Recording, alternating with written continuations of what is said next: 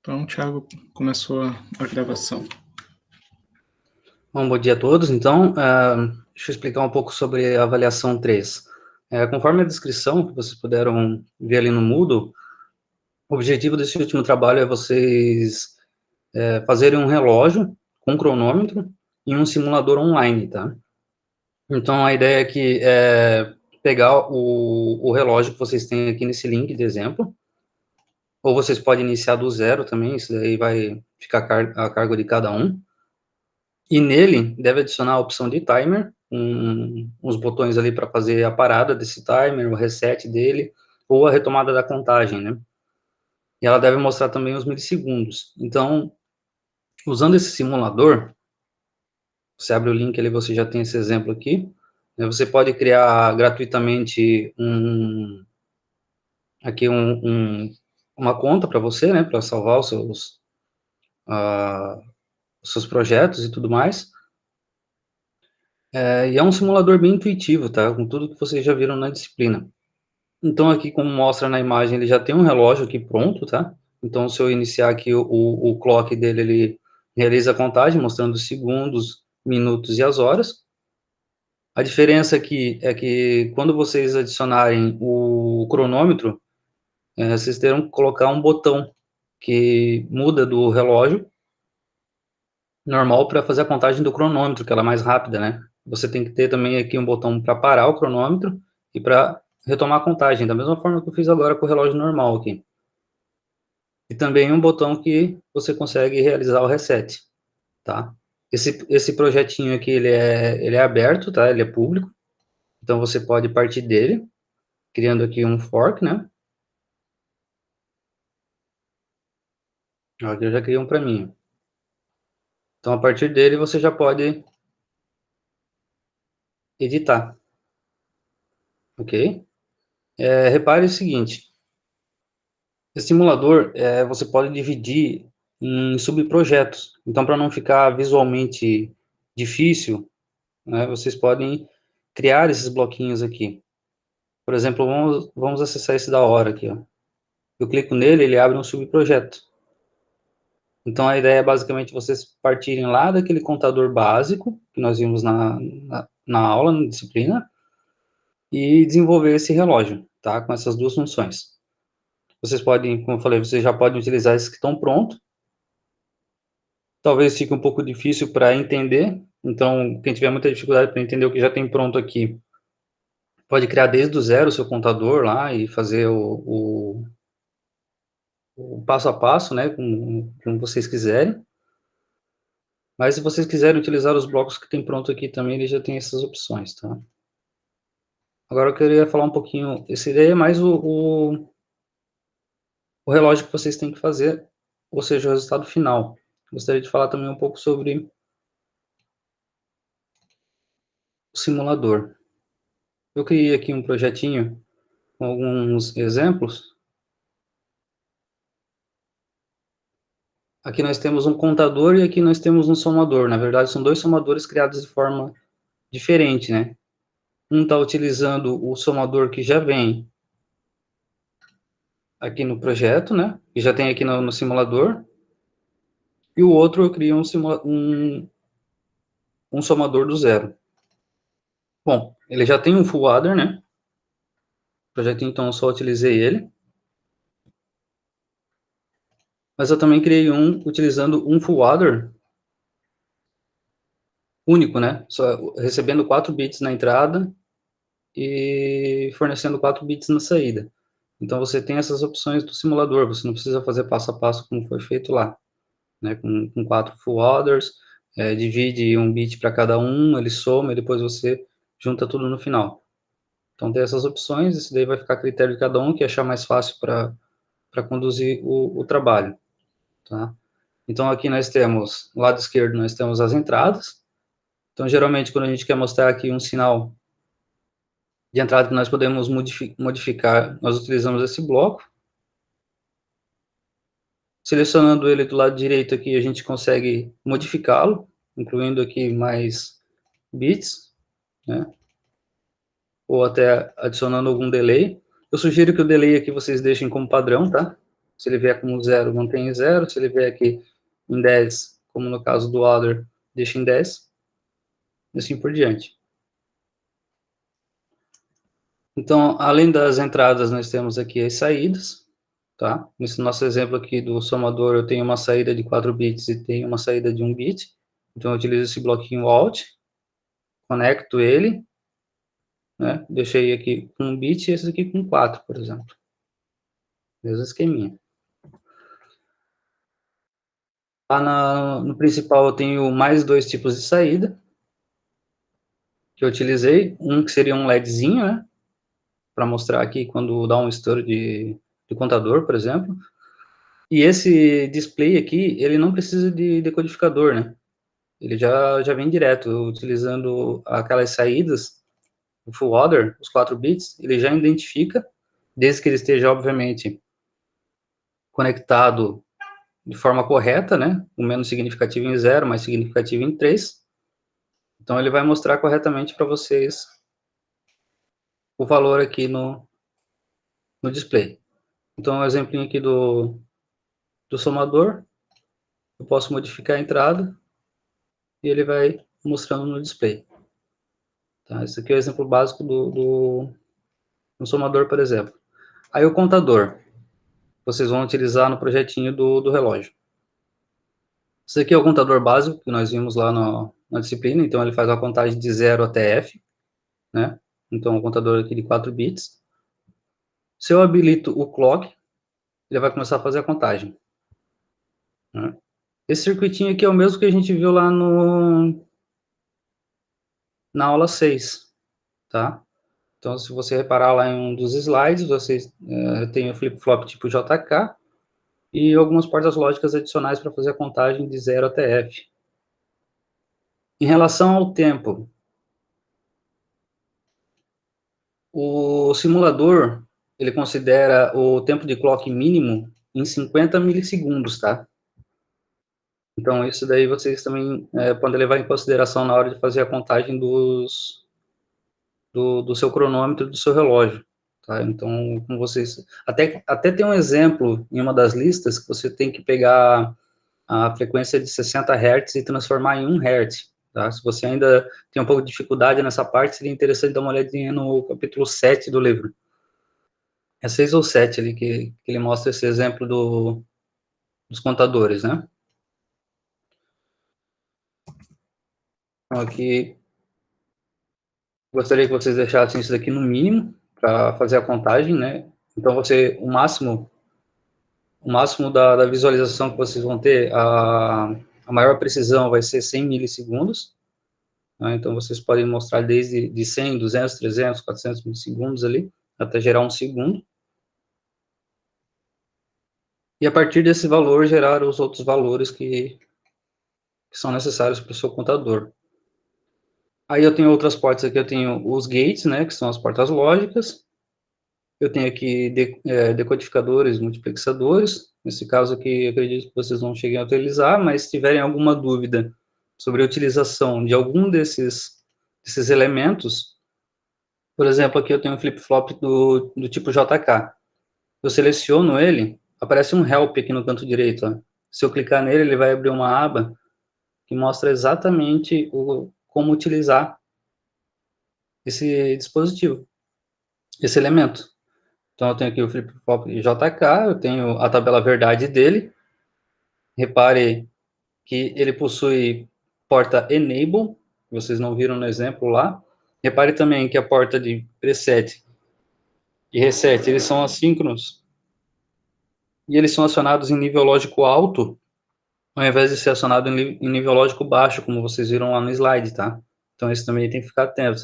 Sempre que tiver alguma dúvida, utilize o help para dar uma olhadinha como ele funciona. Ele sempre dá um exemplo. Aqui eu aciono.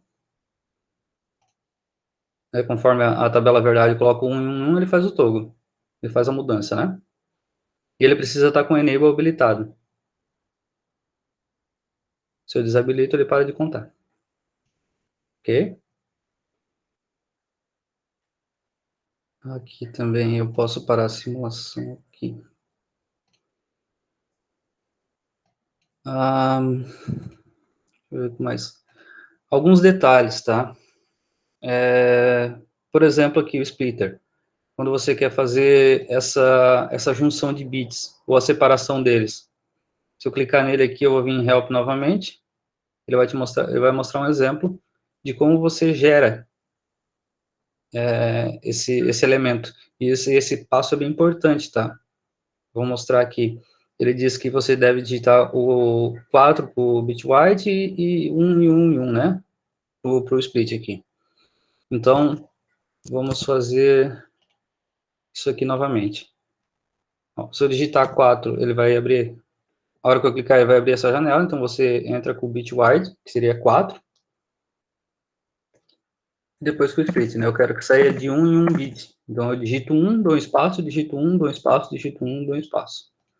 Então, eu vou gerar aqui meu bloquinho.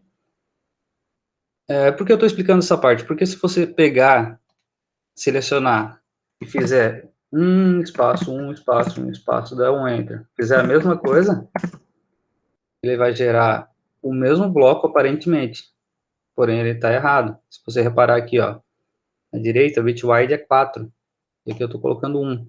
Se eu substituir esse no lugar desse daqui, vai dar erro. Então é importante também entender a ferramenta, tá? Sempre ficar de olho ali nos blocos de ajuda. Outro exemplo para utilizar aqui, eu quero 4 bits, porém eu quero que ele saia de 2 em 2, então eu vou digitar 2, espaço 2.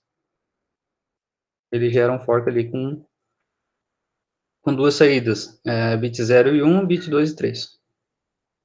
Um exemplo de utilização. Aí nós temos outros recursos, como por exemplo flags, né, para você observar os sinais que estão sendo acionados em determinado momento da simulação. Nós temos o buffer, temos outros elementos aqui. Fica a critério de cada um na forma que vocês vão utilizar, tá? Mas a princípio ela é bem intuitiva, tem todos os elementos para ajudarem vocês aqui. Novamente, procurem utilizar os subcircuitos, tá? Toda vez que você tem aqui o projeto principal, quando você vai abrir um novo, né? Você vai ter o projeto principal, você cria aqui um subcircuito. E a partir dele você gera os subcircuitos necessários. Se você quiser um somador, que depois vai ser incrementado no seu relógio, se você quiser uma carga paralela, né? Desculpa, eu acho que faltou também explicar sobre a carga paralela que vocês precisam fazer, né? Esse relógio aqui, por exemplo, você não consegue configurar ele, né? Você clica só em reset, ele zera e você inicia novamente a contagem. Nós queremos também que seja possível você configurar o relógio, configurar as horas. Tá? Então, você precisaria aqui alguns botões para configuração. Aí isso fica a critério. Vocês também, eu seleciono. Primeiro a configurar vai ser os segundos. Daí eu clico em alguns botões ali até chegar a configuração. Dou um clique, ele vai para os minutos, configuro, dou um clique, vai para as horas, configuro e finalizo a configuração. Ou eu posso basicamente escrever todos os valores que eu quero ali e com um clique carregar esses valores aqui no meu relógio. Tá? É como se fosse um relógio digital comum. Bom, se vocês tiverem alguma dúvida, acho que seria interessante a gente tirar agora, principalmente em relação ao que é esperado desse relógio, das funções, alguma dúvida na própria concepção dele. Ali ele tinha pedido com licença, primeiramente. Sim, sim. Ele tinha pedido um relatório. Como é que seria feito esse relatório, então? Seria uma descrição de cada componente do circuito, assim, que a gente coloca? Isso. No relatório, seria interessante vocês colocarem como é que foi feito esse projeto. Se vocês partiram desse modelo aqui, vocês teriam que explicar os blocos dele, né? O que significa esse bloco sec_min_counter? O que ele faz? Ele tem mais 2 blocos dentro, mas o que cada bloco faz? Qual que é a entrada que ele exige, qual que é a saída que ele fornece, né? Explicar qual que é a funcionalidade de cada um desses bloquinhos aqui. E também uma parte do relatório mostrando quais foram as modificações que vocês fizeram e os resultados que vocês obtiveram, né? Se vocês conseguiram atingir o resultado final, se ficou faltando alguma coisa e o porquê. Você pode dividir ali com um formato de relatório, vocês têm exemplo lá no site da UFSC, né? Seria esse o modelo, né, professor? Modelo de relatório da UFSC, né? Isso, mas não tem também por que fazer ele tão formal, é mais um relato do que foi feito, explicando se usou algum bloco pronto, se decidiu fazer o que ele, um por si mesmo, tá? Só para isso ficar claro, para eu também entender qual foi a lógica que utilizou. Ok. Tem mais uma pergunta aqui no chat. Número de páginas, Gabriela, vai depender da sua solução, acredito, né? Mas é bom restringir aí um pouco. Uns 5, máximo 5, 6. 5, 6 páginas, eu acho que já é o suficiente. Descrição de forma bem sucinta, tá? Não precisa se aprofundar muito nos detalhes dos blocos, é mais citar mesmo, eu utilizei esse bloco porque ele faz isso, algo bem mais simples. A pergunta do Vinícius aqui, precisa de um contador para os segundos, para os minutos e para as horas? Bom, Vinícius, lá na aula 6,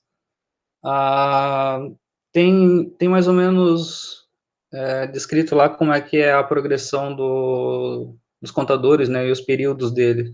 Inclusive, num exercício que eu citei anteriormente, que você precisa transformar 60 Hz em 1 Hz, você faz isso, né? Por exemplo, se você contar ali 60 segundos, estiver mostrando no seu display, no final de 60 segundos, ele vai gerar um carry, não vai? Então, esse carry, ele pode ser utilizado para modificar o minuto. Então, você realmente tem ali um contador em sequência, né? Você teria um contador em cascata, basicamente.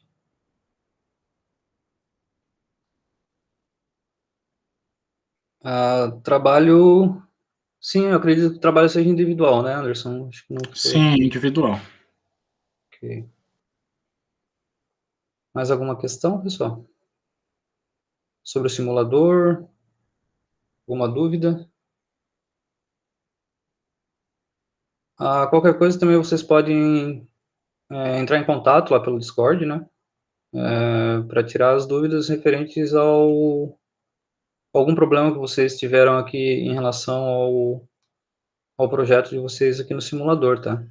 Posso estar ajudando vocês nisso. Mas como eu falei, ele é bem intuitivo e você tem aqui vários exemplos, né? Se a gente abrir lá o Help, você vai ter todos os blocos aqui, né? Elementos de saída, você tem os gates, todos os elementos estão descritos aqui com exemplos interativos, tá? Por exemplo, A gente até buscou um que fosse gratuito e na web justamente para isso, né? Para que fosse mais fácil para vocês fazerem mesmo. Repare, ele sempre tem um exemplo para mostrar como você pode utilizar. Aquele exemplo que eu mostrei do somador, por exemplo. Ele faz a mesma coisa com os gates, tá vendo? Você pode gerar um gate aqui, com 2 entradas e uma saída, mas você pode modificar para 3 entradas e uma saída, ou pode utilizar ele mesmo para receber aqui 2 entradas de 2 bits, cada um para sair 2 bits. Então ele é bem mais tranquilo, né?